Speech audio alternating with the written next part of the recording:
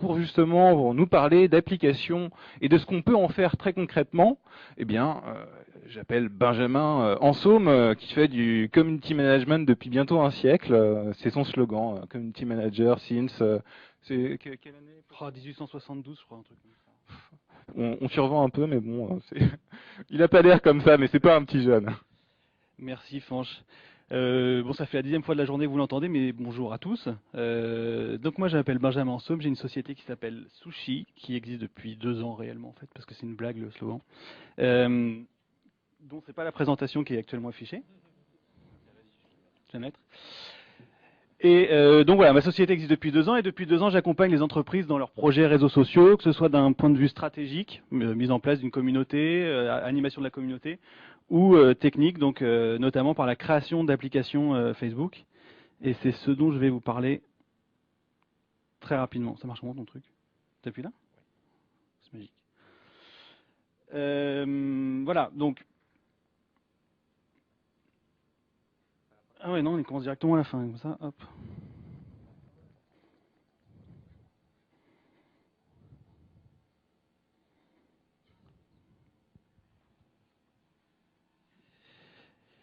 Voilà, donc en gros, mon idée c'était de parler d'application Facebook parce qu'on parle souvent de Facebook, mais on parle peu d'applications. Or, vous allez voir que l'application c'est le point de passage obligatoire quand on veut animer une communauté sur Facebook, et surtout donc vous dire ce que vous avez le droit de faire, ce que vous pouvez faire, ce que vous n'avez pas le droit de faire sur Facebook. Alors d'abord, je me suis dit, on parle tous les jours de Facebook, donc je ne vais pas vous dire des choses que vous connaissez déjà sur Facebook, mais par contre, je peux peut-être ne pas vous dire des choses sur Facebook. Donc par exemple, je ne vais pas vous dire que c'est simple d'aller sur Facebook aujourd'hui, même si j'ai entendu tout à l'heure c'est gratuit ou c'est très simple d'aller sur les réseaux sociaux.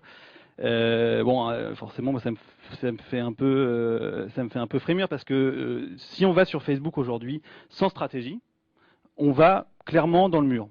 Bon, ça c'est alors sauf à rester une petite page fan qui a très peu de trafic et donc qui apporte très peu à l'entreprise, on risque fort, si on veut faire un peu de trafic, de faire ce qu'on appelle, ce que vous connaissez tous sous le nom de bad buzz, et qui arrive de plus en plus souvent malheureusement. Donc, je ne vais pas vous dire que c'est facile d'aller sur Facebook.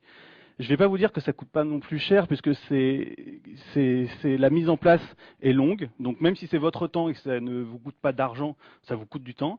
Et à partir du moment où vous voulez aller un peu plus loin et mettre en place des applications, ça commence à coûter un peu cher parce que Facebook c'est une technologie qui est, enfin c'est un système de développement qui est un peu complexe, qui évolue en permanence. Donc il y a peu de monde qui est sur ce domaine-là et c'est assez complexe. Bon voilà, c'est l'idée, c'est d'abord, je vous dis ce qui est négatif, après on verra ce qui est positif, mais n'y allez pas en disant je vais arriver là-dedans, je vais faire. On me contacte tous les jours pour me dire oui, bonjour, est-ce que tu pourrais me faire un buzz? Alors, donc là je réponds, enfin bon, ça va être délicat, ou alors il va falloir prendre beaucoup, beaucoup de temps, beaucoup de moyens.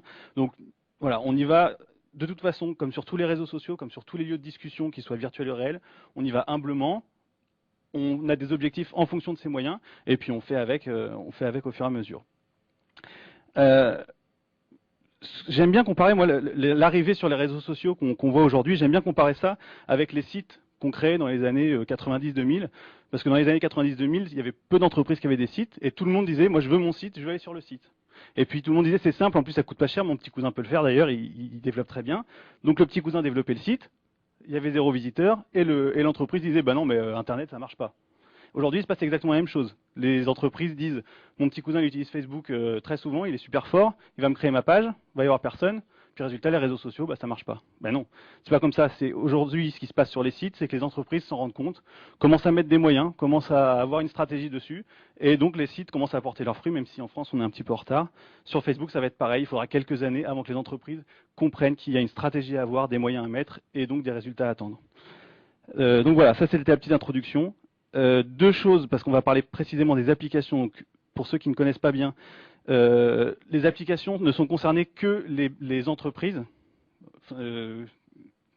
Plus clair. Les applications, il existe 2 sortes d'applications. Des applications, comme vous pouvez voir, les jeux, etc., qui sont sur Facebook. Et puis il y a aussi les applications qu'on appelle d'onglets, où là, c'est sur la page de l'entreprise, vous avez un onglet, et vous avez une application qui s'affiche au milieu de la page de l'entreprise. Tout le monde voit un peu l'idée. Donc ça, ce sont 2 choses différentes. Il y a des applications donc de pages et des applications classiques.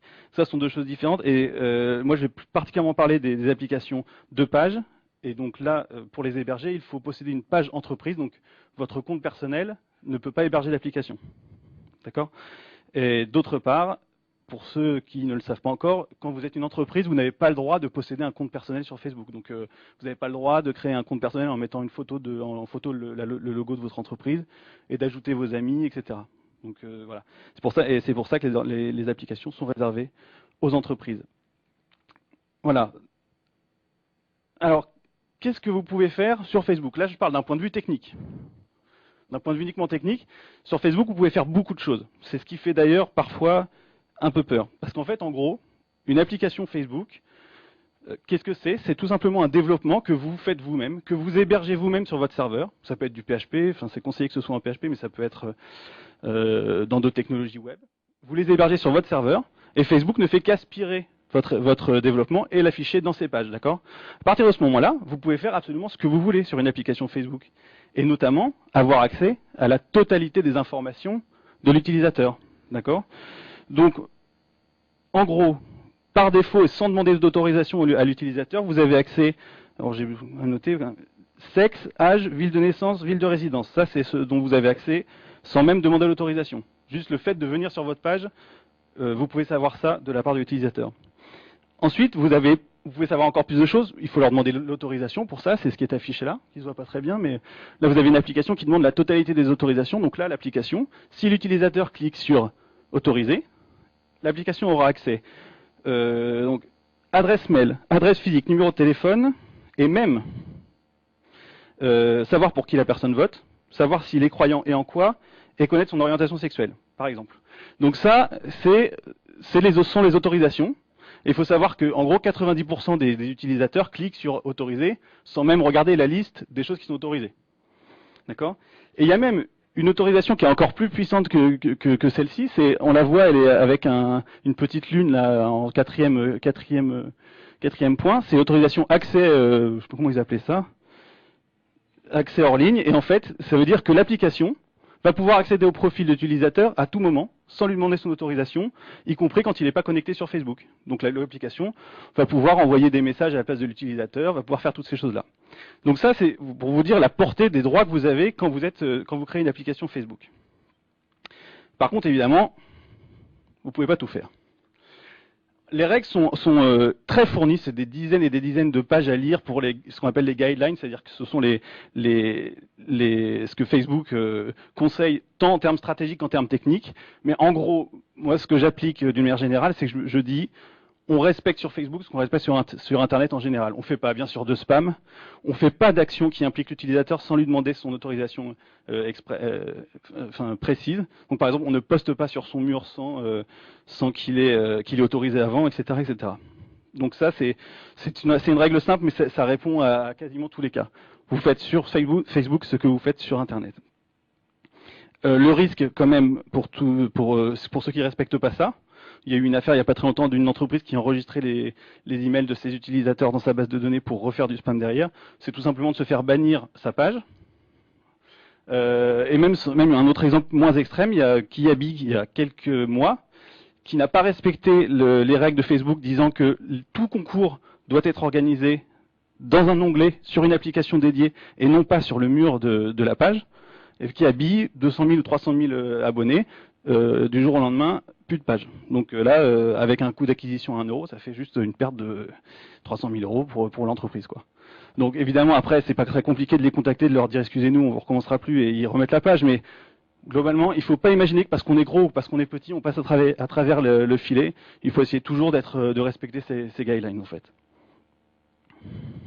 Alors, vous avez quand même, je vous ai mis, l'utilisateur peut revenir sur ses permissions à tout moment. Donc à tout moment, l'utilisateur peut dire je ne veux plus que l'application accède à mon adresse mail ou autre. Donc bon, vous d'un point de vue technique, je vous conseille quand même à chaque fois de vérifier que vous avez toujours les droits pour accéder aux informations dont vous avez besoin. Et puis enfin, ce que j'ai noté aussi, c'est que ce menu est extrêmement difficile d'accès. C'est dans compte, paramètres de confidentialité, etc. Donc autant dire que les gens n'y vont quasiment jamais. Alors après, j'ai listé, il me reste 3 minutes, ça se passe vraiment très vite, j'ai listé 3 types d'applications que j'ai eu l'occasion de développer, qui ont 3 buts différents pour l'entreprise. Et vous allez voir qu'aujourd'hui, on peut faire bien plus que le simple concours que tout le monde connaît sur Facebook. Alors là, par exemple, c'est une page que j'ai développée pour un site qui avait envie d'accueillir ses visiteurs sur sa page Facebook par autre chose que le traditionnel mur avec des commentaires plus ou moins sympathiques selon les jours. Donc là, en gros, l'idée, c'était d'accueillir les gens par une page qui permet à l'utilisateur de naviguer sur la page Facebook, mais aussi d'avoir les dernières news du site. Voilà. Donc là, par exemple, c'est tout simple à faire. Il y a des paramètres à régler pour que quand l'utilisateur se connecte, il arrive sur cette page-là et non pas sur le mur. Et puis, bah voilà, on change un peu on personnalise l'expérience utilisateur sur Facebook. Voilà. Après, améliorer la relation client, intéressé, enfin là vraiment on est en communication pure. Bon voilà, il y a le classique jeu, donc ça c'est un jeu que j'avais développé pour Namco Bandai qui est une société japonaise de jeux vidéo. Voilà, ça c'était un exemple de 3 niveaux du jeu vidéo sur Facebook et on pouvait sauver ses amis, ce qui permettait aussi de dire, poster sur le mur de son ami, je t'ai sauvé dans le jeu machin, viens à ton tour me sauver. Voilà, donc ça c'est un exemple de fidélisation très simple, c'est le plus commun en fait.